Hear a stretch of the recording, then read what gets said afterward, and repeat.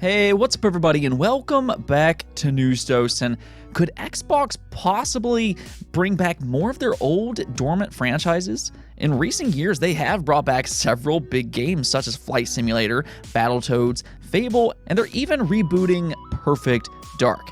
Yeah, I'm super excited about that one personally, but interestingly enough, Phil Spencer was asked about bringing back more of these old IP and then possibly rebooting them, and his response was highly interesting, so we're going to go over all of that later in the video.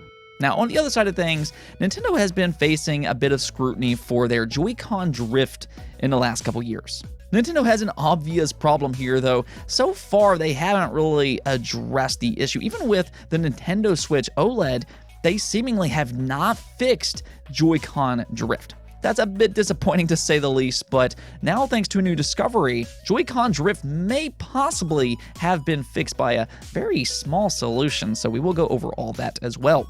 With that said, though, let's just go ahead and jump right into the news, starting off with CyberPunk 2077. Now, as we all kind of know, CyberPunk 2077 didn't exactly have the greatest launch in the world. I mean, yeah, it sold really well and everything, but it kind of had some issues. And, you know, when I say kind of, I mean it definitely had a lot of issues, to the point that PlayStation actually took CyberPunk 2077 off of the PlayStation Store.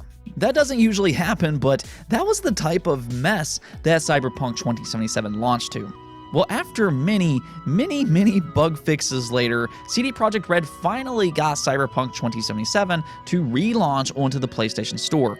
PlayStation finally went ahead and accepted it, though they did kind of post a warning that, you know, the PlayStation 5 or the PlayStation 4 Pro would probably be the best route to take to play a game like this and not the traditional PlayStation 4. That's a whole separate issue there. But the thing about it is yes, they did allow Cyberpunk to launch on the PlayStation Store last month, and interestingly enough, guess what game was the #1 best-selling digital game last month on the PlayStation 4? Yep, that's right. Cyberpunk 2077 was the #1 most downloaded game on the PlayStation 4 in June. So I guess a lot of people are still really excited for this game, and honestly, I don't think that that's overly surprising. Cyberpunk 2077 was one of the most hyped up games that I've ever seen, and quite honestly, I don't think it's necessarily a bad game. Yes, it had a lot of problems and it should have never launched in the state that it was in, but outside of its bugs, it has a pretty solid story and overall it's just a fun game. I don't think that it would have ever met the lofty expectations that so many people had set for this game. It was definitely high up there. But if we can kind of look beyond those things, this is still a pretty good game. And for it to be the #1 most downloaded game in June, even after all of the problems that it launched to, I think it just kind of goes to show you how much hype there really was for this game. Hype can definitely be a good thing, but it can also be a bad thing, and I do think that that has affected the public reception for Cyberpunk just a little bit because expectations was just so high for this game that it was almost unrealistic at times. Regardless, though, Cyberpunk is back on the PlayStation Store, and apparently it's doing really good. Next up, let's talk about Persona because we have yet another big anniversary to celebrate in 2021. I know there's a lot of anniversaries going on, whether that be Zelda, Pokemon, Halo, Resident Evil, Sonic, and the list just kind of goes on and on. There's a lot of these big anniversaries, but Persona is definitely one of the most beloved JRPGs of all time, especially in modern day times, and it will be celebrating its 25th anniversary this year. On September 20th, Persona will turn 25 years old, and Atlus will be making several announcements from that point forward. Yeah, let's just go ahead and look at a statement made by Atlus themselves. As of 2021, the Persona series has sold over 15 million copies worldwide.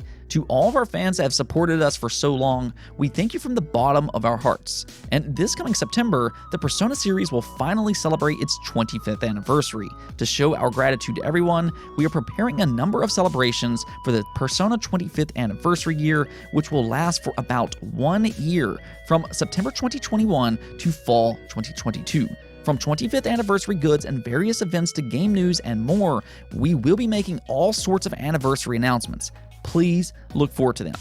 And really, it's that last part that has fans just so excited, because it does sound like that they will be announcing some new games possibly within the next year.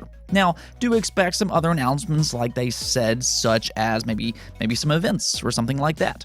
But absolutely, I think that they probably will announce some new games, which we'll kind of get to here in just a moment. But if you actually take a look at their website, you can see that they're teasing 7 different announcements through 2021 and 2022. Now, that's very exciting, though. Again, do keep in mind that not all of these will be game related. With that said, though, I do think that there's a very high chance that maybe we get some Persona ports throughout the next year. Now, Sega Atlas has been kind of teasing some more ports for quite a while for the Persona franchise, especially after Persona 4 Golden did exceptionally well over on Steam. At first, Sega and Atlas both seemed really surprised by this, though, I mean, nobody else was. Everybody else kind of expected this to happen. But, Sega and Atlas a little bit behind on the times here. But yes, I think that they will look into porting some of the other Persona games as well. Hopefully this time, though, they start to port these games to all platforms. Yes, I think Persona should be available on Xbox, Nintendo, modern PlayStation consoles, and PC.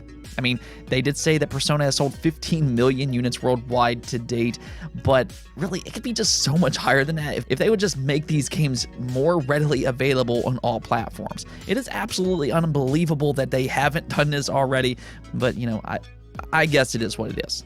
Either way, it does look like Persona fans will have a lot to look forward to over the next year, or really, fans of JRPGs in general, because again, the Persona franchise really is among the very best. Moving on, let's talk about Xbox because, well, Phil Spencer has been making the rounds today as he appeared on Kind of Funny Gamecast, and, anytime that Phil Spencer talks, we absolutely have to listen. Phil Spencer in general is just a very interesting guy, and he's very likable. But one thing that Phil Spencer does do is that he kind of lays the groundwork for future announcements in a lot of these interviews. And well, in this podcast, Phil Spencer had several very interesting things to talk about, including the Xbox controller, which we will get to here in just a moment, and then also about Xbox reboots. Now, if we do look at some of Xbox's upcoming games or recent game releases, they have brought back several franchises, whether that be Flight Simulator, you have Battletoads, Age of Empires is coming back, you have the upcoming Fable, and then also Perfect Dark. Cannot wait for that game, but from the sounds of it, we could get more if they continue to perform well on Xbox Game Pass. Yeah, Xbox Game Pass does a lot of really good things, and we've talked about that time and time again, but apparently it also incentivizes the rebooting of old Xbox franchises. Now, currently this podcast is subscriber only, but thanks to Video Game Chronicles, we did get some answers from Phil Spencer here, and yeah, let's just go and take a look. Phil Spencer was asked about whether or not Game Pass helps incentivize rebooting old franchises, and this is what Phil Spencer had to say. Absolutely, it does. Take Prey, which I think was an amazing game when it came out, but a lot of people missed. Seeing more people playing something like Prey or Dishonored or going back to Fable and that you can talk about those games, for us, we sit back as a creative organization and watch what people are interested in. It gives us more data to think about things that we might pick up and take forward with new ideas and new teams that might want to go do that. So yeah, Game Pass has definitely been a great source. It was amazing when Bethesda came in and we were able to put so many of the old new games into Game Pass and going back with the legacy that we have with some of the IP. Even thinking about Rare Replay was a really interesting thing for us to go do and letting people go and experience some of the old Rare IP. Now, there's a lot of interesting things that he said here, which I'll kind of get into here in just a moment. But yes, it does look like these old games on Xbox Game Pass, if people show a lot of interest in them, there is a possibility that Xbox will go back and look into, bringing these games back again. And that's actually one of the things that I found to be really interesting about this particular statement, because he very specifically mentioned certain games. He actually goes out of his way to mention Prey a few different times here, and then he also talked a bit about Dishonored, Fable, and Rare Replay. Now, of course, we already know that Fable is getting a reboot, but I do find it interesting that he does specifically mention both Rare Replay and then Prey. Now, when it comes to Rare, they just have such a rich history of just so many great games. I mean, you have Banjo-Kazooie, you have Conquer, you have Cameo, Viva Pinatas, Killer Instinct, Perfect Dark, and the list just kind of goes on and on. And if you do start to look at things, you can kind of see that Xbox really is trying to reach in that rare back catalog and bring back some of these games. Last generation, we did get Killer Instinct, we got Battletoads, they're making Perfect Dark now, which is super exciting. But let's not stop there. Let's bring back even more rare games. Give these franchises an opportunity to come back. We absolutely need a return for Banjo-Kazooie and Conquer. I would like to see Viva Pinata's return or Cameo, and Killer Instinct needs to come back again for the next generation of consoles. There's just so many rare games that I would love to see return, and to hear Phil Spencer specifically mention Rare Replay here, that at the very least seems like a good sign that Xbox might look into bringing back more rare games for this next generation of Xbox, being the Xbox Series. Now, the other game that he does very specifically mention here is Prey, and I have noticed since Prey has entered into Xbox Game Pass, it suddenly has gotten a lot more recognition.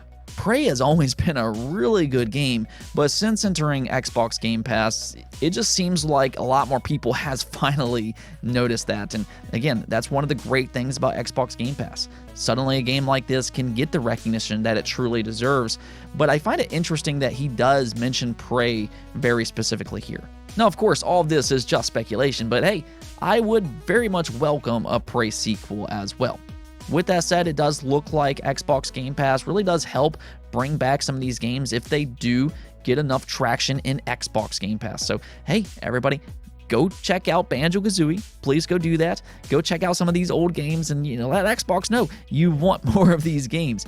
And you know what? While we're speaking of old games, let's put Lost Odyssey on Xbox Game Pass. Why has that not happened by this point?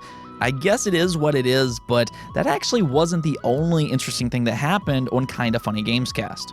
So Phil Spencer also talked about the hardware roadmap for Xbox, and let's just go and check out what he had to say. We're definitely thinking about different kind of devices that can bring more games to more places. There's probably some work that we'll do on the controller. I think Sony's done a nice job with their controller, and we kind of look at some of that and think there are things that we should go do. But we're probably not in the more bespoke accessories place right now. We just look at what happens on Windows and other places and see if there's a unique opportunity for us. Right now, I don't think there's anything that's obvious to me. So there's actually a few things that you can take from this response. One being that unfortunately no Xbox is not working on a VR headset. Unfortunately, Phil Spencer still doesn't seem to be sold on VR technology, but what he does seem to be sold on is PlayStation 5's DualSense controller. The PlayStation 5 controller has received a lot of praise this generation for some of its really cool features such as adaptive triggers and then haptic feedback. There is some concern with the longevity of these controllers, but they do feel really good, and Phil Spencer has definitely taken notice of that. He does very specifically say here that they probably will do some work on the controller, and he mentions Sony right after that. So don't be overly surprised if Xbox does announce an updated controller at some point with things like adaptive triggers and haptic feedback. And I view this as an overall just absolutely great thing. I think the PlayStation 5 controller in terms of its technology feels fantastic. I really like the adaptive triggers and haptic feedback myself, and I would love to see Xbox get some things like that. Now, the thing about the Xbox controller is that it's incredibly comfortable, and I really like the D-pad that they added for the Xbox Series controller, but at the same time, I like the technology that PlayStation 5 implemented, and I think it'd be cool to see Xbox get that technology as well, and it does seem like that might happen later on down the road based off this comment from Phil Spencer. Moving on though, we need to talk about the Nintendo Switch and that very pesky Joycon drift. Joycon drift has been well documented, and even Nintendo is going through a class action lawsuit over this situation. It's obviously a very real problem, even though, yes, Nintendo won't publicly admit fault here. There's legal reasons as to why they won't admit fault here publicly, but one thing that fans were really hoping for is with that new Switch OLED model that maybe they would revise the Joy-Cons and fix stick drift. Well, that doesn't appear to be the case at all, and it just looks like Nintendo is prepared to have stick drift be a persistent problem throughout the Nintendo Switch's life. So I guess every time you get stick drift on your Joy-Cons, you're just going to have to send it into Nintendo and have them fix the problem, which there's a few problems with that. One, you have to send in your Joy-Con for weeks at a time, and if you don't have an extra pair, you just can't play your games. And then the other problem is that if you send in special edition Joy-Cons, there's no guarantee that you're going to get those back, which is just absolutely ridiculous. Well, there actually might be a new solution now that you can do yourself in the comfort of your home. And this is a very simple process. So let's go ahead and see what's happening here. According to a new YouTuber by the name of VK's channel, which I do highly recommend, I will leave a link to his video, but he does claim to have fixed Joy-Con drift permanently. And the way you do this is just so amusing to me, but you just take a small piece of cardboard or piece of paper, and then you just apply pressure underneath the thumb pad, which apparently makes the problem go away.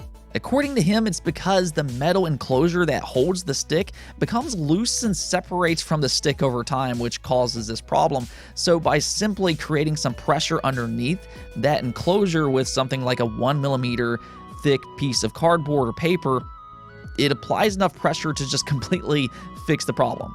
So here we have Nintendo, which is this billion-dollar organization, and they have yet to figure out the problem. And here we have this YouTuber, which seems to have done their work for them. That's pretty impressive. But again, we need to see how this works in the long run. Hopefully this is a permanent solution, as he claims. He does say that he had done this on his own Joy-Con and has been working for the last 2 months. So that's very impressive on its own. But we'll just kind of see what happens here. You can try it yourself if you want, but please do one thing. Go check out VK's channel over on YouTube. This is an amazing discovery if this turns out to work, so definitely go check him out and give that person a like and subscribe. So great job, VK's channel. Let's take a look at the poll of the day, though, and with Zelda Skyward Sword HD releasing later this week on July 16th, I wanted to know, do you all think Zelda Skyward Sword HD will sell more copies than the original did on the Wii? And interestingly enough, 61% of you did say that yes, Skyward Sword HD will sell more copies. And you know what? I completely, 100% agree with you all here. First off, we've seen this time and time again with the Nintendo Switch. Re-releases on the Nintendo Switch consistently have sold better on the Switch. It's just that Switch effect. It's a very popular, hardcore device that has really pushed a lot of units, especially in terms of software.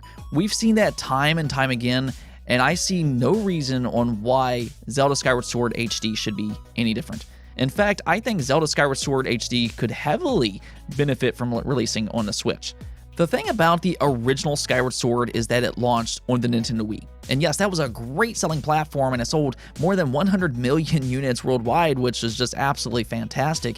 But a lot of the fan base that owned the Wii was a lot more casual than your Nintendo Switch fan base.